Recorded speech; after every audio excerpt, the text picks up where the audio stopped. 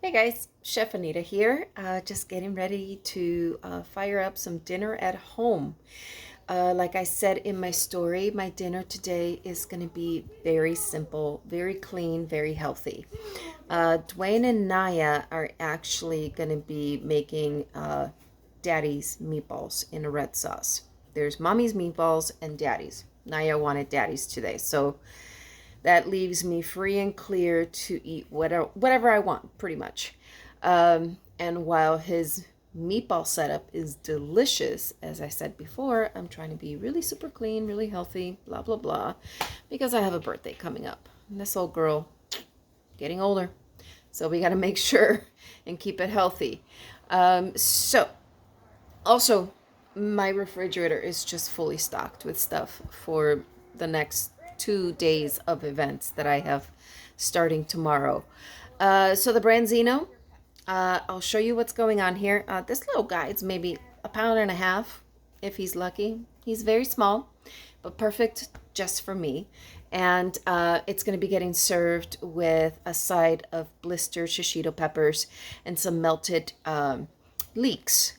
Leeks and Branzino to me just sing, and just putting them into salted water, boiling water, blanch them, cool them in an ice bath, and then put them on a rack so that they get dried out, and then put them into a chicken stock and butter mix and cook them for it depends on the size of the leek. Everybody wants to give times, but I always say just try it and see where you stand with, the temperature and the texture. If it's good for you, then it's great, and it's going to make your dish that much better for you. Typically, when I find cook times and people say, well, you need to cook it for this long, I find that it actually overcooks for me. And I prefer things a little bit more al dente. So that's my little spiel on that. So let me just show you what I have going on here. Okay, so there he is, Mr. Branzino. It looks a lot bigger than it is, but it's really not. Like I said, it's about a pound, pound and a half if he's lucky. And the way that I prepared him is scaled, gutted, took all the fins off. Be careful when you're doing that. I mean, those things bite. And then I split it down the belly and cleaned it out, and then stuffed it with just some lemon and fresh thyme, and salted it before I actually put all of this in there. And the way that we split it, or I split it, I should say, no one else was here doing it, is I went only part of the way. At the restaurant, when I would do it, I would go straight across and then get all the marinade in there. But today I want it more of a small pocket so that when I cook it, it just steams from the inside out, and it'll be really nice and juicy and tender. So there are different ways to portion and slice your fish when you are cooking it, even a whole fish. I have seen other preparations where they actually slice it from the top and stuff it from the top, and then you have a belly full of stuff. That's really cool. I've only done that a couple of times. I think next time around we'll do that and figure out some cool stuff to put in there. So now, like I said, this guy is beautiful. He was just staring at me. Look at those eyes. Super clear. I smell no fish at all on this whole fish. It smells like the ocean and makes me miss Puerto Rico, actually.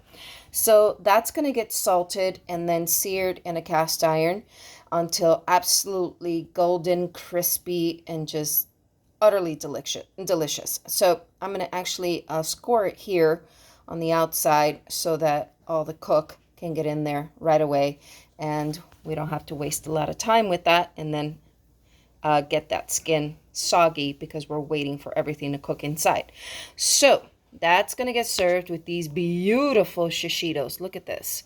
All I did was add a little corto olive oil and some salt, and that's going to get blistered under the broiler just a few minutes before my fish is done. And I just wanted some leeks with this, like I said. So I am going to be preparing some melted leeks. Now I took one whole leek and I cut away all the dark green spots, and then sliced it carefully so that I can remove all of the outer core leaving the tender interior. Now, all of that other stuff, the dark green and the outer core, that's going to get utilized in a dish that I have to do tomorrow as a vegetable stock, which is really useful, really delicious. So don't ever throw anything away. Like, you can always reuse it.